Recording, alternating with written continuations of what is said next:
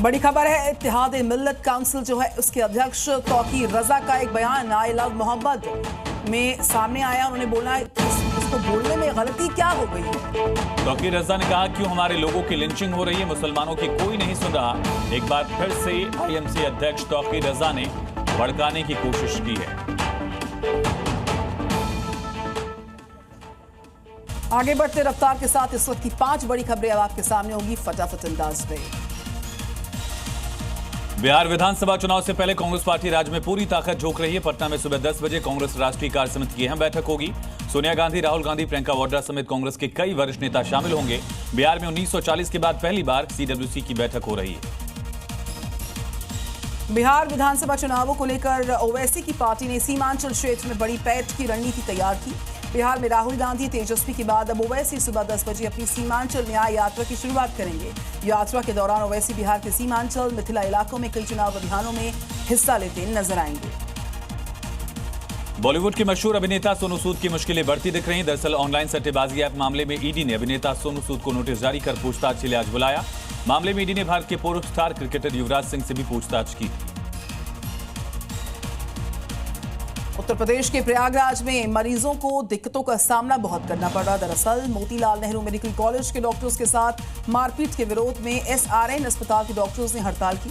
Trauma centre समेत कई विभागों में इलाज ठप होने से मरीजों को चुनौतियों का सामना करना पड़ा। इस बीच कार्रवाई की मांग करते हुए अस्पताल परिसर में यह धरना दे रहे हैं। हालांकि पुलिस ने मामला दर्ज किया, छानबीन शुरू हुई।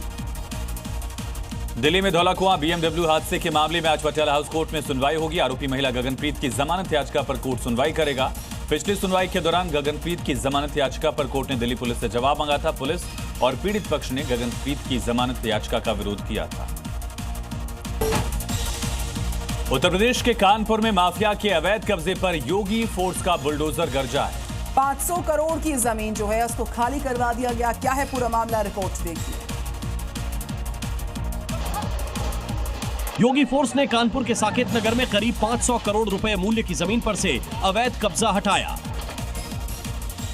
माफिया अखिलेश दुबे ने कानपुर विकास प्राधिकरण की जमीन पर 40 साल से कब्जा कर रखा था, लेकिन योगी फोर्स ने 1 घंटे तक चले अभियान में अवैध कब्जा को पूरी तरह से उखाड़कर करोड़ों की जमीन को कब्जा मुक्त कराया। करीब 41 साल बाद सुप्रीम कोर्ट ने हस्तक्षेप किया और केडीए को जमीन कब्जा मुक्त कराकर आवंटी को सौंपने का आदेश दिया। पिछले साल प्रशासन ने कब्जा हटाने की कोशिश की थी, लेकिन स्थानीय महिलाओं के विरोध और भारी बवाल के चलते टीम को बैरंग लौटना पड़ा था। अखिलेश दुबे के जेल जाने के बाद अधिकारियों ने एक बार फिर सख्ती दिखाई और जमीन को कब्जा मुक्त कराया। और अब फटाफट अंदाज में राज्यों की अहम खबरों पर एक नजर। मध्य प्रदेश के बड़वानी में आखिरकार आदमखोर तेंदुआ पकड़ा गया है। वन विभाग की टीम ने जाल बिछाया, तेंदुए को पिंजरे में कैद किया। आदमखोर तेंदुए ने इलाके में दहशत मचा रखी। तेंदुए ने 2 बच्चों को अपना निवाला भी बना लिया, साथ ही कई मवेशियों को भी शिकार बनाया। मादा तेंदुए के पकड़े जाने के बाद से ग्रामीणों ने आखिरकार राहत की सांस ली।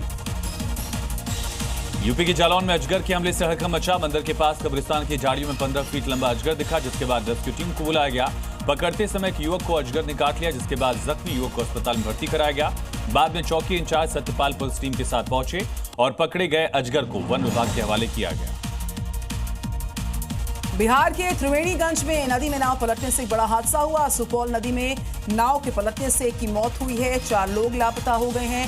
हालांकि नाव के पलटते ही 7 लोगों को सुरक्षित बाहर किया जा चुका है। नदी में करीब 11 लोग सवार थे। नदी में जो नाव थी उसमें 11 लोग सवार थे। अफरा तफरी इलाके में मची हादसे के बाद लापता लोगों की तलाश में गोताखोरों ने यहाँ पर लगातार कोशिश जारी रखी।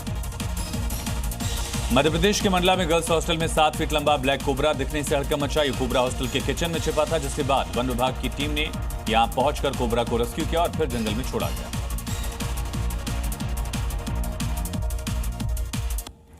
उत्तर प्रदेश के उन्नाव में बरसात और तेज आंधी के बाद रेलवे ट्रैक पर नीम का पेड़ गिर गया और इसकी वजह से कानपुर बालामाऊ पैसेंजर ट्रेन को 2.5 घंटे तक रोकना पड़ गया और इस दौरान यात्री बहुत ही परेशान दिखे। हालांकि बाद में ट्रैक को पेड़ को काटकर ट्रैक से हटाया गया, रास्ता बहाल किया गया। इसके बाद ट्रेन वहां से रवाना हो पाई।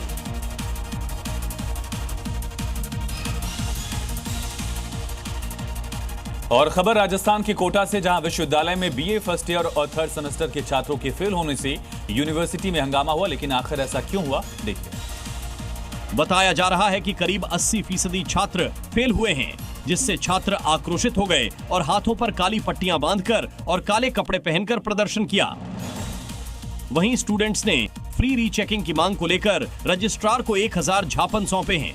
छात्रों का आरोप है कि पिछले कई सालों से कॉपी की चेकिंग में गड़बड़ियां हो रही हैं और रीचेकिंग के नाम पर वसूली की जाती है।